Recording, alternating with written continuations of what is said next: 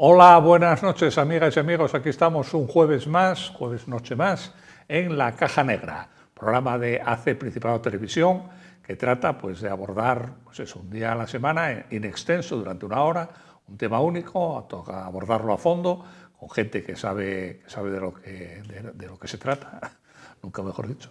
Y en este caso vamos a intentar abordar un tema, es complejo, no es complejo, es bifronte, diríamos, ¿no? Por un lado, lo que está con la política española, lo que está ocurriendo, las novedades a raíz de la espantada, vamos a llamarlo así, que dio el presidente del gobierno, que pues, introduce un programa de regeneración, pero que por parte de la oposición y de otros sectores de la ciudadanía ha sido recibido como un programa de represión, ¿no? El gobierno dice que quiere renovar, regenerar, que no haya bulos y tal. Y, pues, insisto, por parte de la oposición pues, se dice que esto es lo contrario, que se trata de ir contra los jueces, ir contra los periodistas, ir contra todo aquel que se atreva a levantar la voz. Antes de presentar a los contertulios, vamos a dar paso a una encuesta que hemos hecho por la calle, La Voz del Pueblo, y volvemos en un minuto. Pedro Sánchez dijo que se debería hacer una regeneración democrática. ¿Usted qué medidas cree que debería adoptarse o que va a adoptar? Pues yo creo que debería empezar por él y por sus grupos, por su grupo socialista, claro, que están dando un ejemplo fatal. Y entonces, pues la mejor manera de regenerar eso pues sería convocar elecciones. Y a partir de ahí, pues intentar regenerar de esa manera. Yo creo que sería lo más importante. Porque claro, el ejemplo que están dando pues es realmente penoso. En mi opinión, claro. Los hooligans me imagino que estarán muy de acuerdo, pero yo no. Entonces, bueno, yo creo que eso sería buena cosa. Hoy día, por ejemplo, claro, están protegidos ¿quién?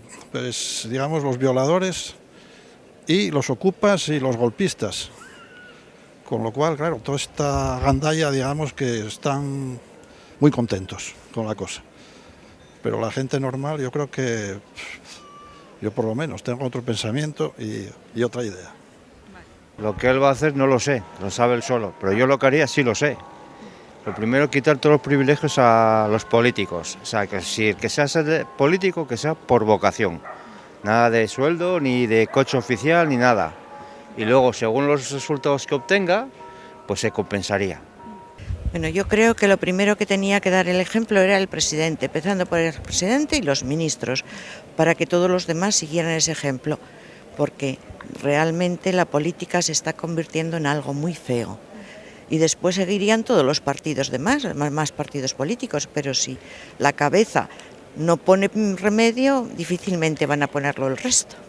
Yo pienso que la regeneración democrática y de todo tipo es imprescindible, empezando los políticos por ellos mismos, ¿no? Y todos los que somos demócratas, pues colaborar para que esto sea cada vez más democrático y más que la convivencia cada vez sea mejor, ¿no? Que yo lo que detectamos el ciudadano en a pie, la mayoría, es que hay mucha crispación precisamente porque se acusan unos a otros de no democráticos y tal, ¿no? Entonces, que todos se pongan las pilas y que todos aporten, ellos y nosotros, para que cada día tengamos mejor democracia en este país.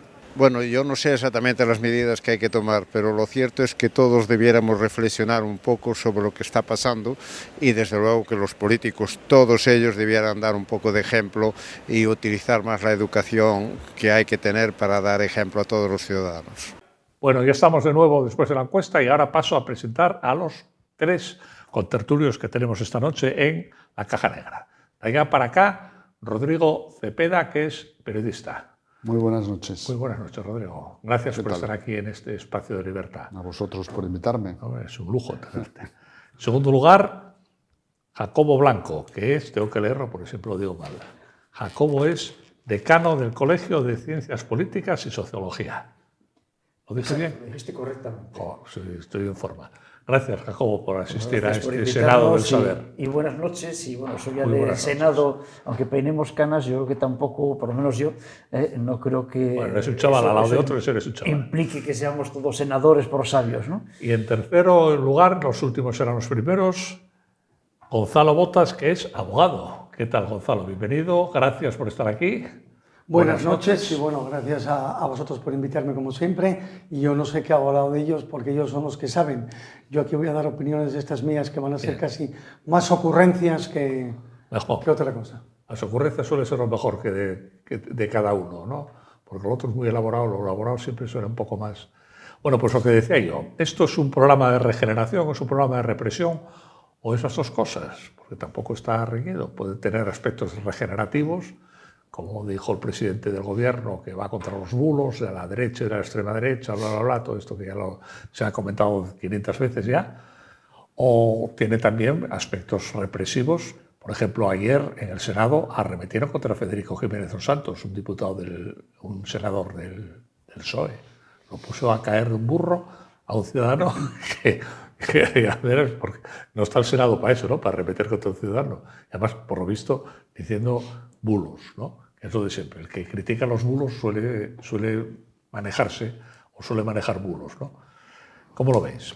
Bueno, alejándome de la comparación, no quisiera comparar, pero Stalin regeneraba a golpe de crímenes, ¿no? De eliminar al adversario. Por lo tanto, la regeneración no siempre es necesariamente buena.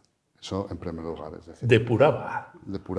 Bueno, que al el final, partido se refuerza depurándose, decía Stalin. Regenerar y depurar muchas veces son sinónimos, ¿no? Bueno, yo creo que primero hay que esperar a ver qué medidas son esas y luego opinar. En cualquier caso, yo sí creo que hay pseudomedios, sí creo que hay bulos, pero que no están en una parte solamente. Por lo tanto, eso sí que hay que regularlo. Yo creo que sí que debe haber una regulación. Debería de haberla hace mucho, como debe haber una regulación con el tema de la inteligencia artificial, de los datos, etcétera, etcétera.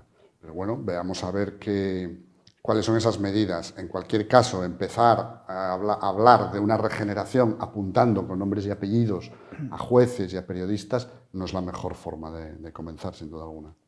A ver, Gonzalo, Jacobo. Bueno, a mí casi por seguir un poco el orden de las agujas del reloj, a mí casi lo que más me sorprende de lo que está sucediendo en los últimos meses o años es el intento por resignificar palabras. Es decir, cuando hablamos de regeneración, ¿de qué estamos hablando? Porque regenerar algo es renovar algo, es generar algo de nuevo, ¿no? Entonces, ¿qué es lo que queremos generar de nuevo? ¿Queremos generar la democracia? ¿Queremos generar el sistema político? ¿Qué es lo que queremos regenerar? Y no sabemos todavía, cuando hablamos de regeneración, qué quiere decir regenerar. Y segundo, no sabemos qué queremos regenerar. Pero claro, si queremos regenerar la democracia, ¿qué es la democracia? ¿Hay democracias perfectas? No, no hay democracias perfectas donde el poder descanse exclusivamente en el pueblo.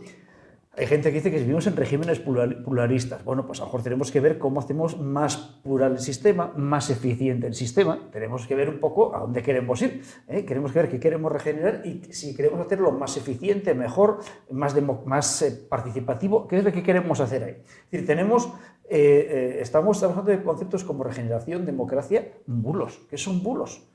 ¿Son los bulos el cáncer de la democracia o es otro el cáncer de la democracia? Evidentemente, cuando queremos tener un debate público, tenemos que hacerlo sobre la verdad, tenemos que tener una información certera. Y los bulos no son buenos. Y como decía Rodrigo, efectivamente hay medios, webs marginales que se dedican a generar este tipo de bulos desde hace muchos años y en muchos países, por cierto. Pero claro, ¿es bulo una noticia? ¿Es bulo, por ejemplo, que la señora del presidente del gobierno, la esposa del presidente del gobierno, está teniendo algún problema con la justicia? ¿Es bulo que ha tenido contactos con empresas que han recibido ayudas del gobierno? Bueno, digamos, no está diciendo que eso sea un delito, pero estamos hablando de que son relaciones peligrosas, por lo menos, siguiendo un poco la película, ¿no? ¿Es un bulo decir, por ejemplo, que el líder de la oposición, el señor Feijóo, digamos que su mujer recibe no sé qué, o que ha dicho no sé qué más también sobre que la mujer debe quedarse en casa, la mujer presidente debe quedarse en casa? ¿Y qué son bulos y qué no son bulos? Yo lo que veo es que las palabras, de un tiempo a esta parte, están tratando de resignificarse, muchísimas de ellas. Incluso lo que es una mujer, lo que es un varón, hay muchas palabras que están resignificándose. Y si no tenemos claro qué hay que decir cada palabra, estamos cambiando el significado de las palabras, va a ser muy difícil mantener una conversación, que es de lo que se trata de democracia, de mantener conversaciones, de intercambiar opiniones y de llegar a soluciones transaccionando, como dice algún político estadounidense, decía que aquí no hacemos entrecos, sino que hacemos salchichas. Bueno, pues ahora se trata de hacer salchichas llegando a compromisos de alguna forma, pero para llegar a compromisos tiene que ser sobre la verdad. Y si no tenemos algo que se parezca a la verdad y tenemos claro qué quiere decir las palabras, me temo que no hay ni regeneración, ni democracia, ni debate público posible, ¿no? Gonzalo, te toca. Voy a discrepar un poco. Yo creo que la mejor regulación es la que no existe. Y además lo creo sinceramente no por posicionamiento liberal, sino básicamente porque la experiencia lo que me dice es que desde que he empezado a trabajar las leyes cada vez son peores. Llevo 30 años de abogado, teníamos unas leyes muy buenas y no podemos predicar que hoy las leyes sean mejores que antes ni que sirvan mejor a la convivencia o a la paz social, que es de lo que se trata. El problema de las definiciones es que lo que es bulo para uno no es bulo para otro, pero tenemos que empezar a describir, pero sobre todo el ciudadano tiene que empezar a ser un poco más maduro en este aspecto y no consumir cualquier cosa y distinguir lo que son hechos y lo que son opiniones. La opinión debe ser libre siempre, de cualquier manera y en cualquier lugar, cualquier opinión, y reitero, cualquier opinión, por muy contraria o repugnante que sea. Otra cosa es si alguien tiene derecho a estar difundiendo hechos que no son verdad o que son parcialmente verdad. Pero eso es tan antiguo como el hombre. Antes se hacía lanzando pasquines desde aviones o se hacía difundiendo noticias boca a boca que no eran verdad, y hoy se hace con una herramienta que se llama Internet.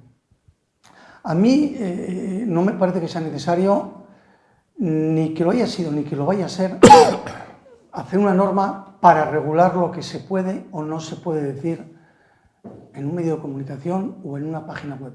Lo que hay que ser es lo suficientemente inteligente para distinguir lo que es información y lo que es una opinión de un fulano como la mía, que vale pues bien poco.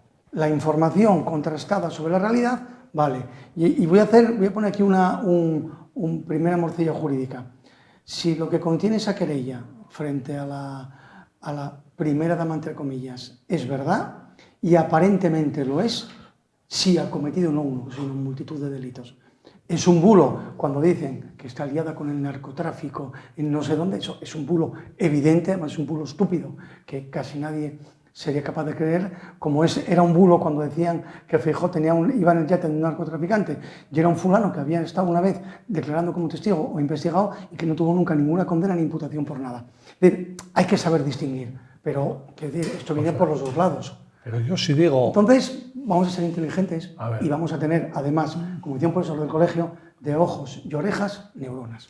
Vamos a ver, yo sí digo que Pedro Sánchez, o Feijóo, me da igual, que es un peligro para España. ¿Eso qué es? ¿Una información, una opinión o un bulo? Es una opinión, claramente. Una opinión. Y lo puedes decir. Mucha gente dirá que es una información, que es un peligro objetivamente.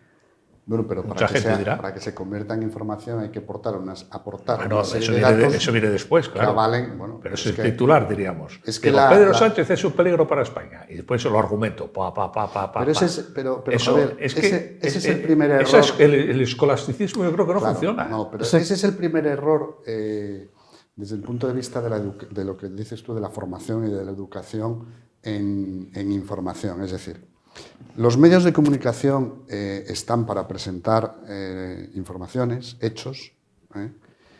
Cada medio tiene su ideología, sus intereses y bueno, puede bascularlos o resaltar aquello que considere más importante de los hechos.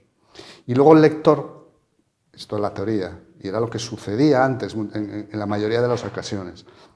Y luego el lector tiene que sacar sus conclusiones. Es decir, si tú armas una información determinada basada en hechos reales, aunque bascules a lo mejor en un hecho más que en otro, el lector saca su opinión al respecto. Eso es lo que debe ser. Pero que los medios ya se presenten, como ocurre en muchos casos, como escaparates ya de la opinión desde el primer momento, eso es un peligro. Y eso es una perversión del objetivo inicial de los medios de comunicación, que tienen que ser un contrapoder. Pero claro, si el contrapoder se convierte en poder... La teoría está clara, pero... Bueno, pero es que no está ocurriendo y está degenerándose. Yo creo que lo que pasaba es que hasta hace 20 años, 30 años o 10 años, el sistema de medios de comunicación era reducidísimo. Había pues 50 periódicos en un país como España, 10 radios, 4 televisiones o menos, o 2. Y entonces había un sistema como había un sistema de partidos políticos, pocos y más o menos, no digo que hay competencia entre ellos o entre los partidos, pero más o menos eran todos, formaban parte del sistema. ¿Qué pasa? Que ahora ha aparecido las redes sociales, ha aparecido todo esto y eso no lo controla nadie. Y entonces hay amigos, se ponen nerviosos los políticos, y no solo los políticos, porque con esto del BBVA y el Banco Sabadell, supongo que habrá bastante nervios en los bancos con las redes sociales, porque cada cual pues larga. Pero mira, ¿Y cómo metes en el saco a ese pero yo ciudadano? el problema ya no es el medio, un submedio, ¿no? que lo ven 3 personas que viven en una burbuja y creen que esa es la realidad. El problema es que antes, todos tenemos ya cierta edad para recordarlo, tú leías los periódicos a derecha e izquierda y contaban lo mismo, como digo antes, basculando hacia uno hacia otro, pero tú te enterabas de lo que estaba ocurriendo y luego veías que la opinión... Sumabas y restabas y llegabas a una conclusión. Buena. Bien, este sábado El País tituló que la ONU atacaba las leyes y no es verdad. La derogación y es falso. No es verdad. Claro. Es que además hasta las páginas estas de control neutral en concreto salía rectificando al País. Entonces, claro, eso es un enorme bulo con el que El País abría el sábado. Eso es un bulo de un periódico antaño serio. El País dedicó 160 portadas, me parece. 169. 169 portadas a los trajes de Camps, que al final no pasó nada. O sea, que los bulos del País no son novedad. La novedad es que, contrariamente a lo que decías tú ahora, que bueno, que hay gente por ahí en las redes sociales que los ven 4, no los ven 4. Yo el otro día me enteré que hay 2 chavales digo, bueno, con todo respeto, claro, unos chicos jóvenes de Cudillero que hacen unos programillas con un pequeño concurso sobre Cudillero, con preguntas y tal. Uno de los vídeos ha tenido 40 millones de visitas. A 2 chicos de Cudillero. Ahora, di tú que eso es neutro, ¿no? Escucha, un juego... Ahora, sí, es igual que eso. Entras en la política con 40 millones de visitas, eres una potencia. Ahí estamos. Hay un youtuber de Avilés que tiene un canal sobre Rocío Jurado, que cada vídeo que saca no baja de los 3-4 millones de oyentes, y encima tiene uno que se dedica a atacarlo y a sacar bulos sobre él, de lo que no dijo, que está exactamente igual que él. Pero fíjate, yo voy a poner te voy a llevar un poco la contraria, porque te veo que eres demasiado... Quizás lo ves desde un lado y yo lo veo justo desde el lado contrario. Todas estas empresas que se dedican a chequear noticias, cada vez que les demandan las condenan. Cada vez que les demanda alguien les condena. Porque lo que ellos hacen y dicen, es decir, eso de erigirse en censores, tiene exactamente el mismo sesgo que tiene quien está enfrente. O sea, la objetividad no existe. Si partimos de que la objetividad no existe, el ser humano no puede ser objetivo. Por más que queramos convertirnos en santos y tratar de hacer una función de voy a escrutar lo que veo con ojos, no existe. Cada uno tiene su propio sesgo, ¿no? Entonces, yo creo que el principal problema es ese. Que alguien piense que hay que censurar, porque al fin y al cabo, decidir qué es un bulo y qué no es un bulo es censurar, y que alguien piense que alguien puede tener autoridad para decidir lo que es un bulo o no. Oiga, eso hasta ahora lo hacían los jueces, se presentaba una demanda, no estaba de acuerdo y se comprobaba, se aportaban pruebas y con las pruebas el juez dictaba un fallo. Y voy a hacer un chiste que les explico a todos mis clientes. Al final de una sentencia no pone acierto, pone fallo. Pero no es un recurso histórico, es una manifestación de voluntad. Es decir, es una declaración de humildad que tiene la sentencia. Es decir, ¿qué realidad vemos? ¿Qué verdad vemos? La que se nos presenta. En derecho decimos que lo que no está en el pleito no está en el mundo. ¿Eso qué es? ¿Una manifestación de fracaso? No. Es una aspiración para hacer justicia con lo que tengo y para tomar una decisión con lo que tengo. Pero es que hay que acabar con todo tipo de censura, con cualquiera. Pedro Sánchez robó el Banco de España. Y entonces, bueno, evidentemente Pedro Sánchez no se va a querellar contra mí. Pero si se querella y yo no lo demuestro, pues me la cargo. Ahí estamos. Porque no lo robó. Pero nada más, no tiene que venir los de neutral o todos estos. Ay, ¿quién es neutral? No, sí, a mí neutral no me simpatiza. Yo digo que incluso neutral. Ah, bueno, no, sí, lo utilizaste como ejemplo, pero por eso te cogí el ejemplo. No, a mí estos que además, yo a veces entro a ver cómo, y son muy tendenciosos, pero estaba remarcando que incluso alguien que además es, digamos, ideológicamente cercano a al país, incluso les tuvo que rebatir, ¿no? Claro. Entonces, bueno, yo no sé si la regulación ya es suficiente o no. Lo que sí creo es que se debe de regular. A lo mejor alguien, tú eres, en eso sabes más, a lo mejor me dices, mira, la regulación que existe hoy en día es esta. Contra nivel o contra tal existe. Ahora, yo creo que si existe la suficiente regulación, lo que hay que hacer es apretar las tuercas respecto a la demostración o no de las verdades. Es decir, si alguien miente y se demuestra, que tenga consecuencias. Y eso es lo que ahora mismo no está ocurriendo. Porque todavía en el Partido Socialista, en el Congreso y en el Senado y en los medios de la izquierda, en el diario.es, a mí me gusta poner los nombres a los que hacen las cosas. En el diario.es, por ejemplo, siguen diciendo que el hermano de Ayuso se lucró con comisiones ilegales y está exonerado completamente de ese tema y siguen diciéndolo públicamente. Eso tiene que tener una consecuencia. Debería de tener. ¿Por qué? ¿Qué quiere decir ilegal? No eran ilegales, eran legales. Ahora, ¿están aludiendo a que eran moralmente...? No. Hablan de que cometió un delito. Hablan de que cometió un delito. No lo cometió, está claro que no lo cometió. ¿No? Cuando hablan de los delitos y meten en un paquete tal, meten al hermano de Ayuso. Entonces, bueno, eso debería de tener una consecuencia. Jacobo. No sé, a mí me estáis diciendo que no hay que poner regulaciones. Yo no sé cómo se regula la prensa ni qué leyes hay para ello, ¿no? Pero lo que sí tengo claro es que hay dos cosas, y además que se realimentan entre sí. Por una parte, tenemos unos medios que están caninos, es decir, no tienen un duro. Y eso les hace depender cada vez más de financiaciones extrañas, bien sean de financiaciones públicas, de las administraciones públicas, o bien sean financiación, digamos, por lectores. Y los lectores, ¿qué hacen? Pues generalmente ahora ya por internet, si ve una noticia llamativa, hacen allí clic y a veces un clickbait de estos ya... o Rusia o China... O algo así, vale, lo que sea. Entonces, o Rusia o China, efectivamente, también podemos tener también potencias de otro sitio que están... Claro, Bill Gates... Si lo que buscamos ahí... Open Society... Si lo que buscamos ahí, lo que hacemos es, de alguna forma, digamos, generar ingresos y nos hace dependientes, por un lado, de la opinión, de lo que nos den, del dinero de nuestro patrocinador, sea el que sea una administración pública, sea una potencia extranjera o sea una fundación, me da igual quién sea, y por otra parte de una ciudadanía que cada vez, yo creo que la ciudadanía en el fondo no tiene ganas de saber qué es la verdad. O sea, cada vez el espíritu crítico, el espíritu de saber cribar qué es lo que es cierto de lo que no es cierto, no nos interesa. Lo que nos interesa es el espectáculo. Es decir, los programas, el entretenimiento, es decir, la gente ya tiene bastantes problemas todos los días de las 8 de la mañana hasta las 8 de la tarde, como para que encima, y alguna gente está más tarde todavía, como para encima dedicarse a sesudísimos debates a las 10 de la noche en la televisión. Entonces, ¿qué es lo que se lleva? Lo que se lleva la gente que da alaridos y que da voces y que hace el histrionismo. O las opiniones, digamos, muy exageradas. Tenemos, y cuando digo opiniones muy exageradas, podemos estar entrando en el bulo. Por cierto, estamos hablando de estos debates que se hacen en La Sexta por las noches, o los debates que se hacen en muchas cadenas de televisión, que son debates muchas veces absolutamente delirantes. Son absolutamente delirantes porque no se dice absolutamente nada, más que una música de fondo, chan, chan, chan, chan, chan detrás, que hace incrementar la tensión, ¿no? Yo no entiendo cómo una persona el sábado por la tarde no puede tener nada, el sábado por la noche no tiene nada mejor que ver un debate en televisión y irse a la cama con la tensión por las nubes. Es una cosa que no acabo de entender.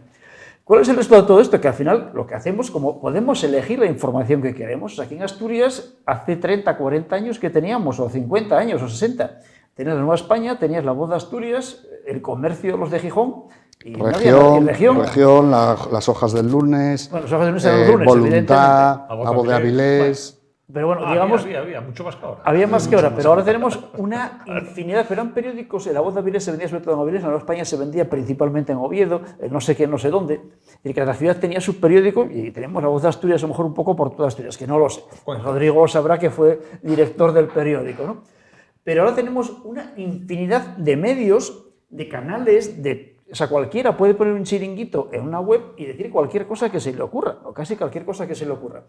¿Y qué es a lo que tendemos? Tendemos a buscar aquello que nos crea un cierto confort con nuestras propias opiniones. Es decir, en vez de intentar enriquecer nuestras opiniones, lo que buscamos es una conformidad en los medios. De tal forma que, si eso le sumamos después la polarización social que está centrado, digamos, está acentuado por las propias, digamos, financiadores de los medios de comunicación, nos encontramos con que hay una polarización y la gente tiende a buscar justamente aquello con lo que simpatiza. De tal forma que tenemos, digamos, no solamente hay un bibloquismo en los partidos políticos, en el sistema de partidos, sino tenemos un bibloquismo en los medios de comunicación. Hasta el extremo de, como decía, hay un corresponsal, creo que es el Confidencial, una web de esas peligrosas por lo visto, el Confidencial, Argemino Barro me parece que se llama, que es un gallego, que está corresponsal en Estados Unidos. Él habla siempre de que hay una sala 1 en Estados Unidos y una sala 2. En España empieza a pasar exactamente lo mismo. Hay espectadores que están viendo la realidad política y donde los bulos son los de Pedro Sánchez y otra mitad del país donde los bulos son los de Feijóo. Y además son realidades completamente reconciliables. Yendo a la cuestión de la regulación, a mí me parece que las leyes que hay ya son o pueden ser muy eficaces. A cualquier periodista o a cualquier influencer que le ponga una demanda, le abrasa. A mí me pusieron alguna demanda, os cuento una, porque escribí que Llanes, aquello de la tala, el Plan General de Ordenación Urbana, todo aquel follón, por escrito dije que era una charcutería. ¿Sabes que me chorizos? Bueno, pues fui a los tribunales. Y te hace poca... El abogado encima me decía que no lo tenía fácil. Yo casi me daba un poco la risa. Digo, si por decir esto me condenan, entonces condenas a toda España, ¿no? Pero es que no te hace ninguna gracia ir a un juicio. Porque siempre te queda la duda. Pues el juez se pone de patas y me la cargo. Claro. O sea que ya no digo coaccionan, pero ya limitan bastante las leyes los abusos, yo creo. Sí, pero yo creo que en el debate político no. Es que el debate político tiene que ser muy abierto. Sí, pero es que no están abiertos. ¿Sabe? El problema es que el debate político... En las Cortes se puede decir casi todo. Vamos a ver, una cosa es opinar, como yo me recuerdo y lo recordaréis seguro, Ansón, cuando era director de la ABC, pues decía, me voy a inventar el ejemplo, pero decía, no puedo decir que Felipe González sea un sinvergüenza y un ladrón. Sí. Bueno, ya lo había dicho. ¿No? Sí. Eso entra dentro del juego tal. Pero lo que no se puede es utilizar una mentira que puede perjudicar claramente. Ahí está. El caso de Montero con la mujer de Feijóo, por ejemplo. Sí. Bueno, pues eso es una mentira dicha en el Congreso que muchos espectadores o tal habrá visto, no sigue luego el juego el recorrido de la declaración y se lo creen. Y luego, yo no sé, llamar censura, yo estoy en contra de la censura 100%. Pero no olvidemos que en España se cerró un periódico por delito de opinión. No sé si se define así, o se definía. Pero bueno, por opinión, que por cierto Ansón estaba en contra de haberlo cerrado. Hablo de Erin, es decir, hay límite, tiene que haber límites. Que la ley ya los contempla, bueno, yo creo que se aplican poco. O con poca efectividad. Sí, pero hay cosas curiosas. Por ejemplo, yo no sé hasta qué punto los periodistas se supone que tienen que estar colegiados o una asociación de la prensa. Bueno, eso es un debate muy largo. No es una profesión homologada y por lo tanto... regulada, vale, de acuerdo. Pero tiene que haber algo que de alguna forma, digamos, yo por ejemplo soy decano del colegio y si alguien no cumple con la deontología profesional, podemos, digamos, echarlo de la profesión, que es una profesión regulada, con lo cual podría hacer exactamente lo mismo, pero una sanción social sí cabría de alguna manera, ¿no? Y voy a contar un caso. En las profesiones, como dice, ¿a cuántos son expulsados de los colegios? Yo creo que casi nadie. Pero ¿cuántos no merecerían unos cuantos? Eso no existe. Pero es que hay un corporatismo, pero empieza a haber un corporatismo mal entendido. Claro. Es decir, yo, por ejemplo, hay un caso hablando de regeneración democrática, a mí una cosa, además están saliendo estos días artículos muy interesantes al respecto. Una de las instituciones que debe regenerarse es el CIS, el Centro de Investigaciones Sociológicas, que está capitaneado por el señor Tezanos, que es un catedrático. Yo creo que basta con echarlo, de la universidad. No falta regenerar nada. Vale. Pero a lo que voy. Poco más sería necesario. En su momento, ese señor lleva ahí ya cerca de 6 años o 5 años y pico allí. Y a este señor, en su momento, tomamos una iniciativa, a ver, no voy a decir con quién, evidentemente, pero tomamos una iniciativa a ver si había posibilidad, por lo menos, de hacer una queja, una protesta formal, digamos, por la instrumentalización que estaba haciendo de algo que además incluso desde el punto de vista metodológico estaba afectando a las series estadísticas del CIS, que llevan desde los años 60 hasta la actualidad algunas de ellas. Bueno, pues a mí me dijeron, eso que se dice siempre en la prensa, de que perro no come perro, dijeron no. Y además un señor que había insultado a otro colega, ese lo conoce todo el mundo, que es Narciso Michavila, otro colega lo había insultado, y claro, es que se me dijo que Narciso Michavila no estaba colegiado ni estaba en la profesión, por tanto, no cabía la protección de este señor. Es decir, había una persona con mucho poder, hay una persona con mucho poder en la profesión que se permite, digamos, abusar de su poder en las instituciones y ponerlas a servicio del gobierno.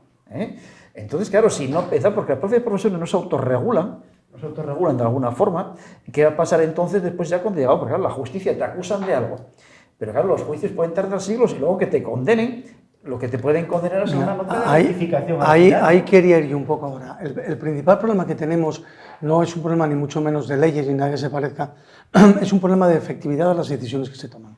Vamos a ver, hoy en día lo principal que incide en lo que hablabas antes, en esos dos bloques, que en España siempre los ha habido. Es decir, no olvidemos que en el siglo XX hemos tenido una de las guerras más cruentas, sobre todo siendo civiles, que se conocen, ¿vale?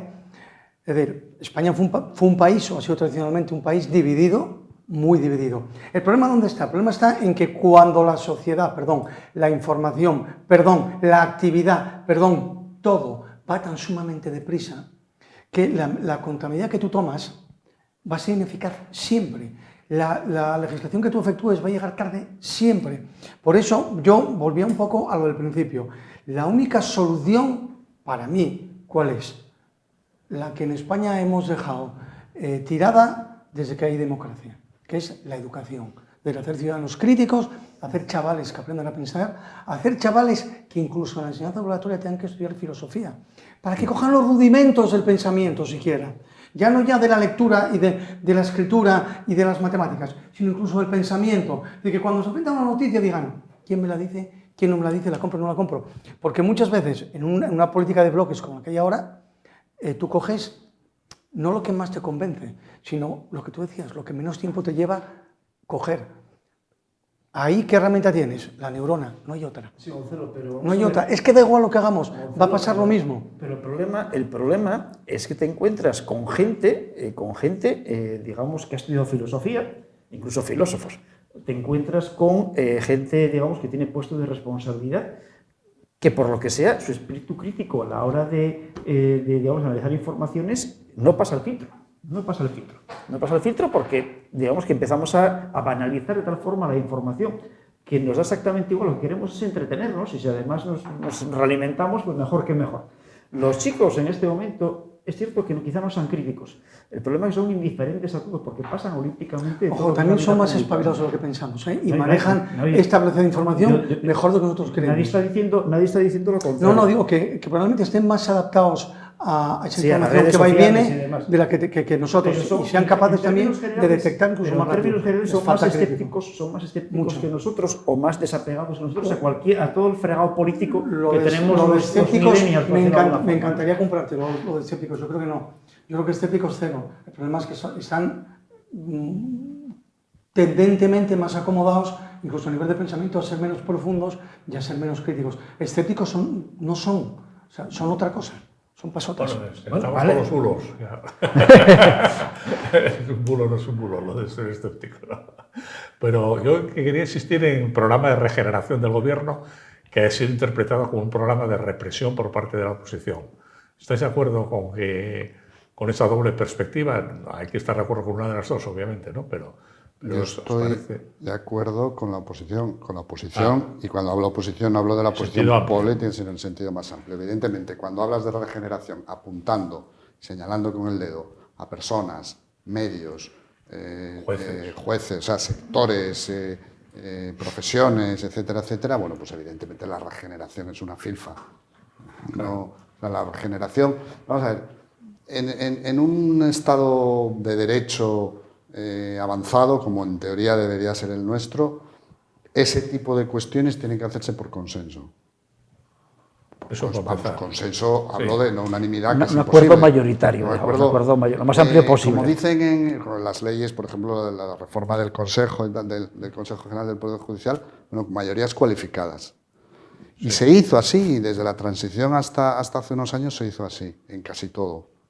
Entonces, si esto se va a hacer por una mayoría de 3 votos raspada, en la que para que te lo apoyen tienes que conceder a Cataluña y al País Vasco, esto es una tomadura de pelo que además va a degenerar más, no va a regenerar, va a degenerar la situación más todavía. Yo no soy nada regeneracionista, ya lo dijisteis aquí alguno, porque el regeneracionismo supone que antes estaba bien. Yo no creo que antes estuviera mejor. Otra cosa es que hay problemas nuevos, eso sí. Pero esa idea mítica de que en los orígenes éramos todos buenos y tolerantes... Pero hubo consensos. Hubo consensos. Y bueno, quieras o no, el consenso permite avanzar porque todo el mundo rema en principio. Hay ahora un consenso que es que nos vamos a la pausa de hidratación con el fútbol y volvemos entre un minuto. Hasta ahora.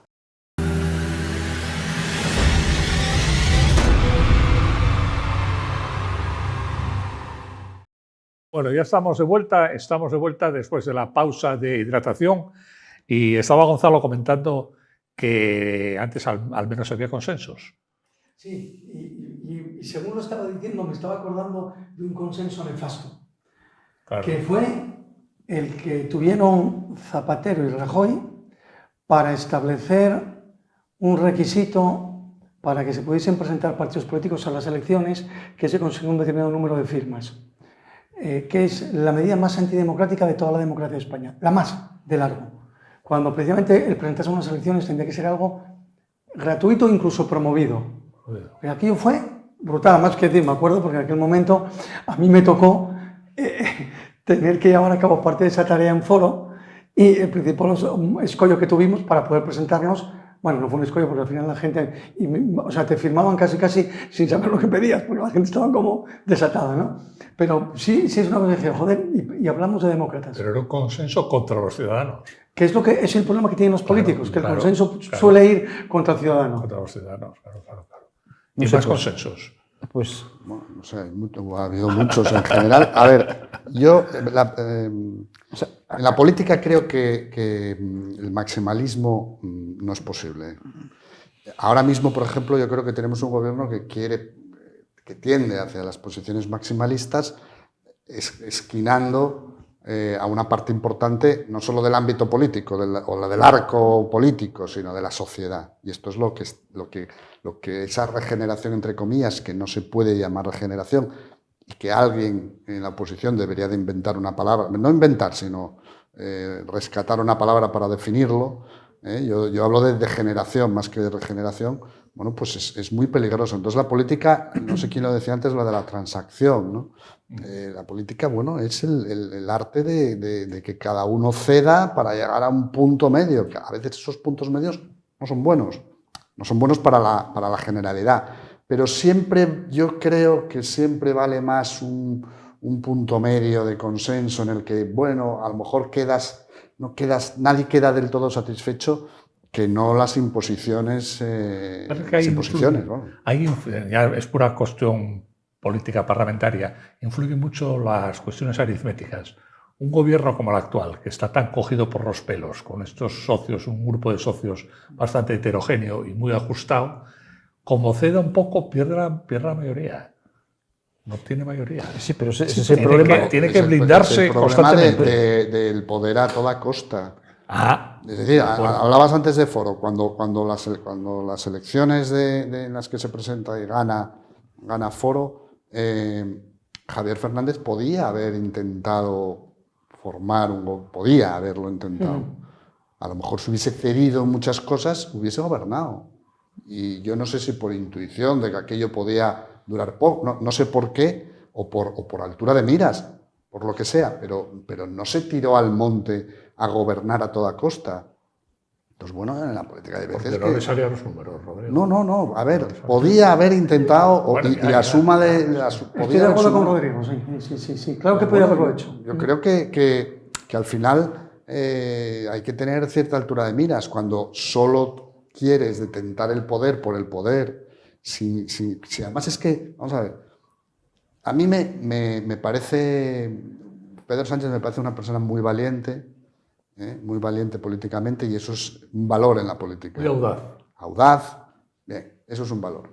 De todas formas, cuando explicó la ley de amnistía, y estos, mejor dicho, el gobierno y tal, y la consecuente ley de amnistía lo explicó perfectamente. Hacer de la necesidad virtud. Necesitamos seguir, para seguir en el poder tenemos que ceder esto. Y lo explicó. Es una frase demoledora, fue una frase terrible, porque podía decir en virtud lo que luego han dicho, ¿no? El consenso, bueno, esto nos puede servir para abrir, que sé, lo que sea, pero no, hacemos de la necesidad virtud, es terrorífico, ¿no? Habiendo dicho lo contrario anteriormente. Bueno, bien, no, eso bueno, pero eso... Yo pongo, solo por no perder el hilo, valiente, audaz, yo digo temerario, yo voy un paso más allá. Temerario, yo creo que audaz y temerario van a veces... No es exactamente lo mismo, el temerario ajusta menos los riesgos yo es por ir un poco más allá, para mí me parece temerario. Sí. No, de todas formas, yo decía que, hombre, yo estoy completamente de acuerdo con Pedro Sánchez en que, digamos, la democracia en España, el sistema político necesita una regeneración. Que Javier diga que esto de los regeneracionistas, no sé qué, de Costa y compañía, pero necesita una regeneración. Aquí de ellos. Digamos que de alguna forma hace falta, digamos, mejorar el sistema. Yo entiendo que hace falta mejorar el sistema, sobre todo porque tenemos una democracia que ha degenerado no ya en un régimen digamos, pluralista, sino que estamos en una especie de partitocracia.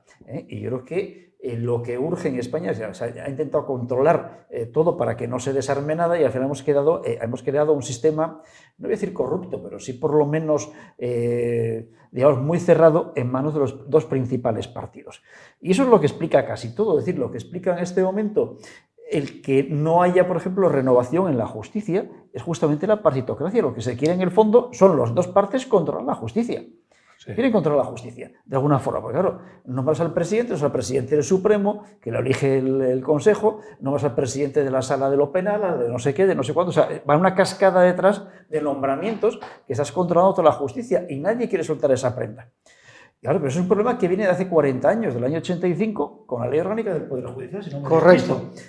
Cuando el Tribunal Constitucional, controlado también por el gobierno en aquel momento, dijo que había que interpretar que entre no quiere decir por. Que es lo que dice la Constitución. La Constitución dice que debe elegirse entre los jueces y dice que eso no quiere decir que sea por los jueces, sino que puede ser de entre ese grupo de personas, ¿no?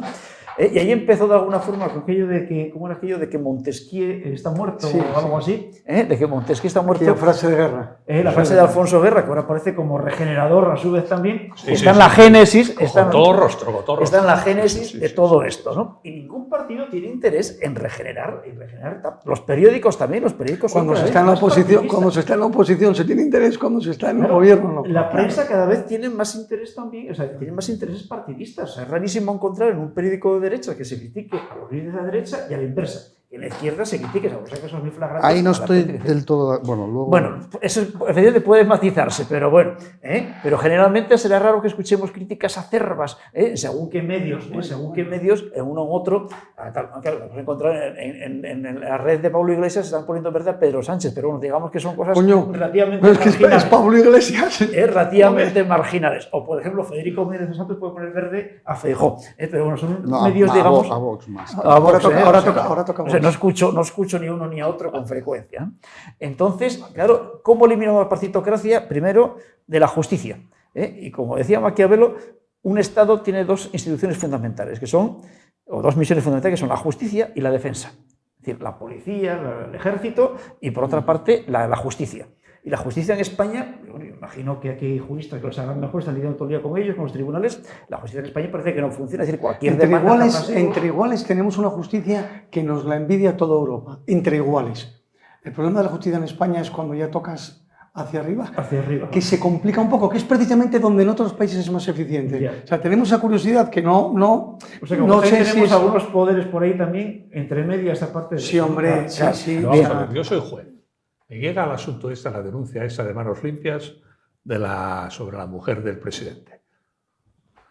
Y la admito. Lo admito porque las denuncias normalmente se admiten, ¿no? Salvo que sea una cosa muy rara. Sí, bueno, salvo temas formales se admiten la denuncia.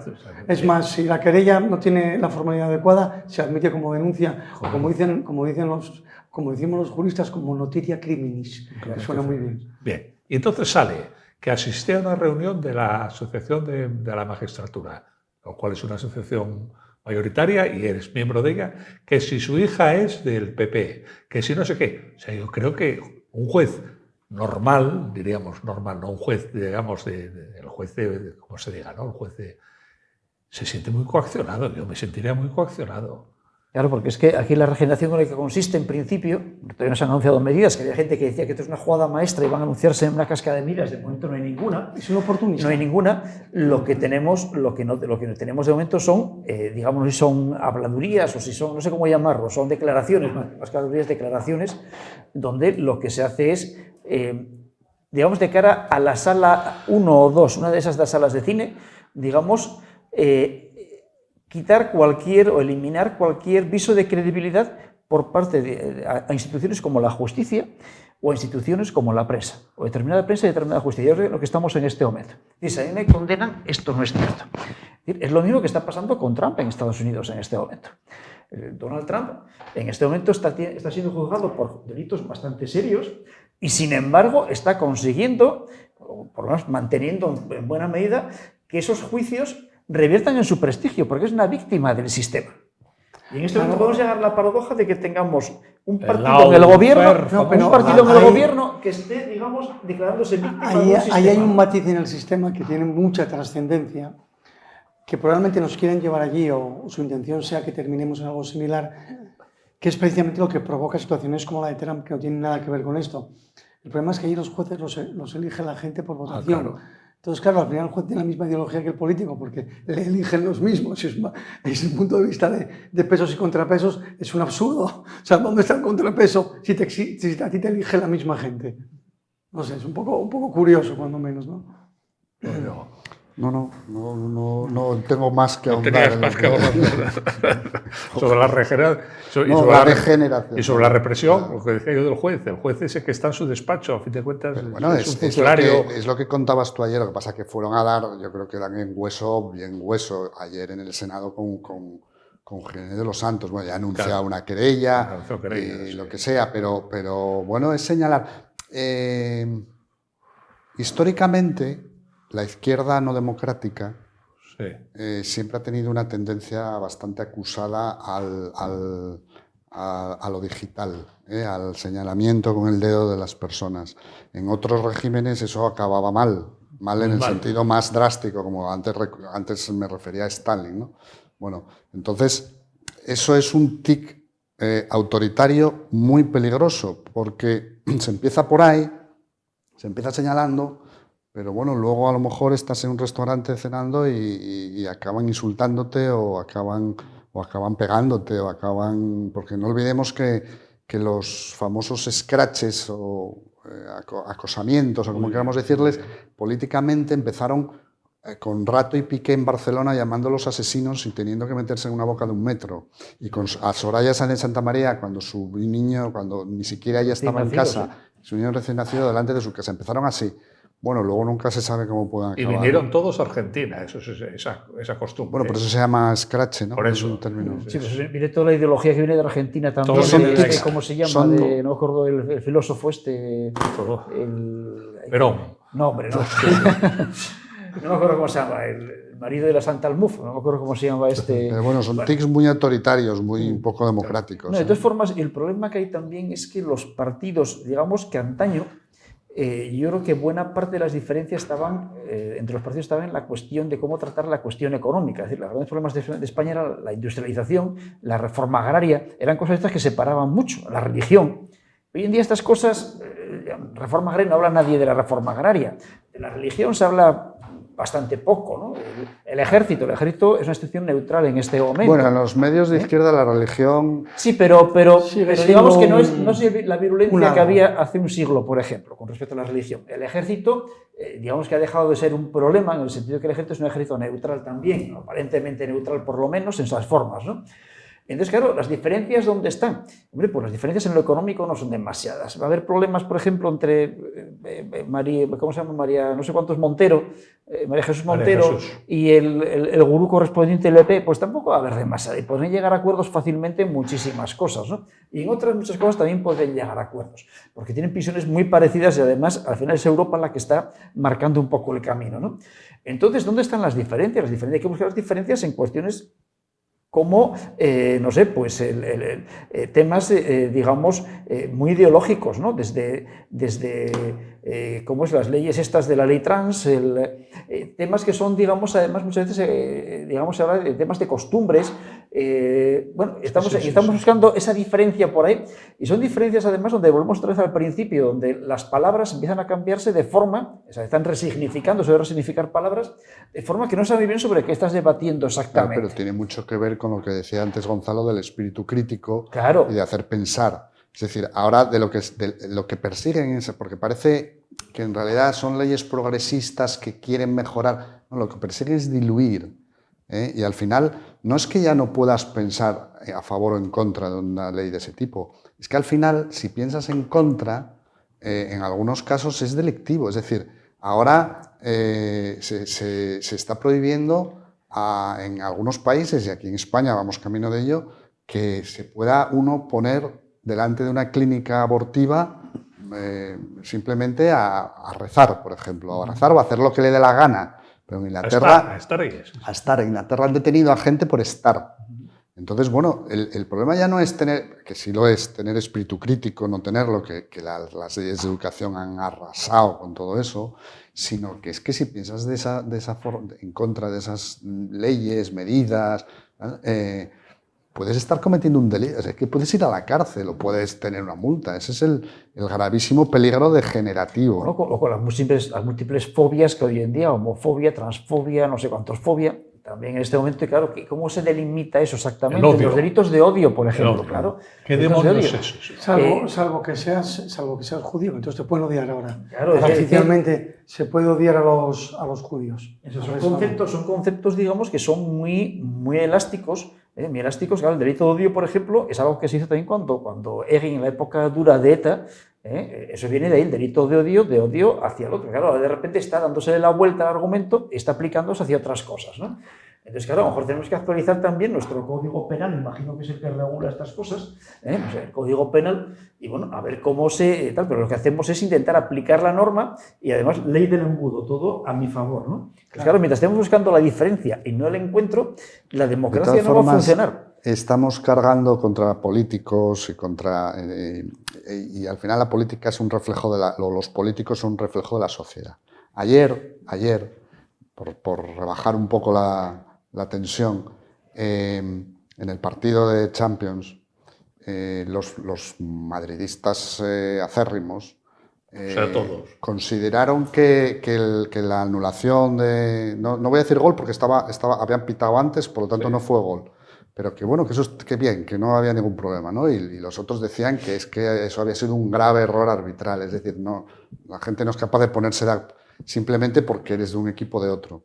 Entonces, toda esta polarización, esa palabra que pero no ambos me gusta argumentaban nada. bien. Bueno, aquí entramos en el campo, está bien, quiero decir, hay un error en el que pita, claro, por eso sí. pero alguna vez que pita está bien por eso anulado el resto. Ambos argumentaban bien. Claro. Bueno, pero que al final quiere decir se que... reconoció el error, claro, ese error. Bueno, no sé si me equivoqué. ¿Lo reconoció el árbitro el error? No, con la gente. Reconoció que era un error, pero es el remedio. Eso no tiene remedio. Claro, sí, pero fijaros que... Estamos hablando de fútbol, Porque la gente... más parecido a la política. Dejando el fútbol y volviendo a nuestra gente... Nadie reconoce los errores. No, pero es que la política empieza a parecerse cada vez más al fútbol, en el sentido del juliganismo, ¿no? Yo soy del Madrid de forma irracional, pero bueno, el fútbol ser del Madrid de forma irracional, o ser del Sporting o del Oviedo irracionalmente no tiene mayor trascendencia. Bueno, del Oviedo irracional no existe. No existe. Vale, pues bien, pero digamos que ejercer la política, es decir, la parte... Digamos que si el fútbol pertenece a la parte privada de nuestra personalidad, digamos que la política, y como seres políticos que somos, pertenece a la parte pública de nuestra personalidad.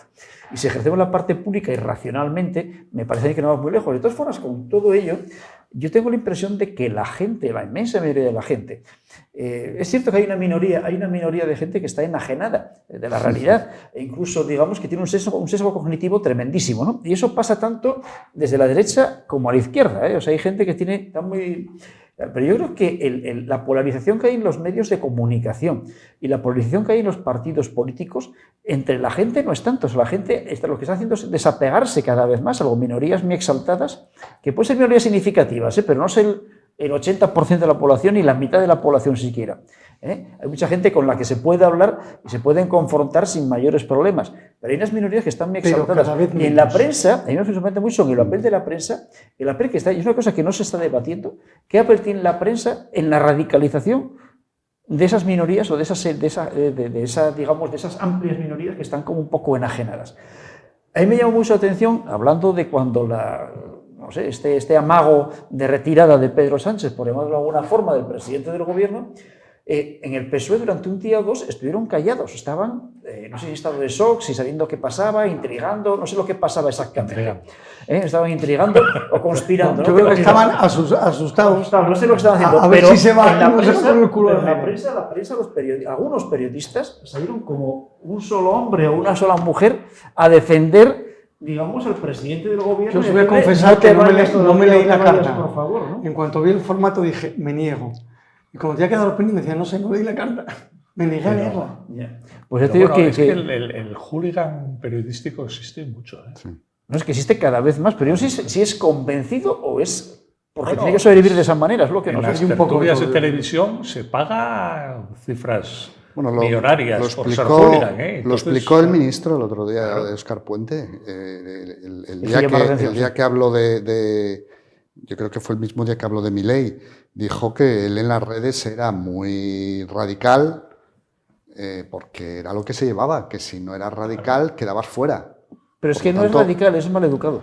Bien, bueno, no, luego, bien, que luego podemos entrar ya al detalle, pero eso se está trasladando a todos los órdenes de la sociedad. Y si vas a la televisión y eres un moderado que tratas de contemporizar, de explicarla, o sea, te devora en la televisión y no interesas. Entonces, bueno, si tú quieres cobrar el tal, pues tienes que convertirte. Sí, pero habría que evitar tienes que dar titulares. Pero habría que evitar que sucediera eso. Hay que barbarizar. Porque si el debate público el debate, digamos, publicado, por decirlo, como decía Felipe González, el debate publicado va a ser el que va a marcar el tono del debate social, te lo llamamos muy crudo. Y todo eso por el precio de ganar un diputado más o dos diputados más tal. O sea, claro, es que vamos a ver, o sea, no podemos llegar a esos extremos. Yo en eso estoy con Adrián Barbón en la política sosegada y tranquila, que reclama para España, pues aquí también estamos. A mí me recuerda un poco a Rajoy en ese aspecto. Más que sosegado y tranquilo, es indolente, pero bueno, cada uno es cada uno. Eso ya cada uno pone la gente. Atienden mucho las redes sociales en un tono distinto al de Puente, pero quizás en mayor intensidad temporal. Sí. Eso es verdad. Sí, además, hay constancia. Que le provoques no tan terapón. Ahí está janovismo tuitero, digamos, o instagramero, no sé. Ya sabéis que eso a partir de cierto nivel no lo hace para el que firma. Sí, no, pero él explicó que los que firma con un corazón amarillo y un corazón azul son escritos personalmente. Y la inmensa mayoría llevan el corazón. Bueno, ¿qué pasa que lo digan? No es verdad. Bueno, es un bulo. No, pero el tono es un bulo. Es un bulo. El tono le pega. Sí, bueno, estamos en los 5 últimos minutos, entonces os solo pido, vamos a hacer una ronda única, que expreséis vuestras conclusiones de esta jano de regeneración, represión, ¿no? De esta doble perspectiva. Si os inclináis hacia una o hacia otra, te inclináis, no, que opináis que está ocurriendo una cosa a la otra, o las dos. Y bueno, nada, que hagáis conclusiones. Gonzalo, empiezas tú.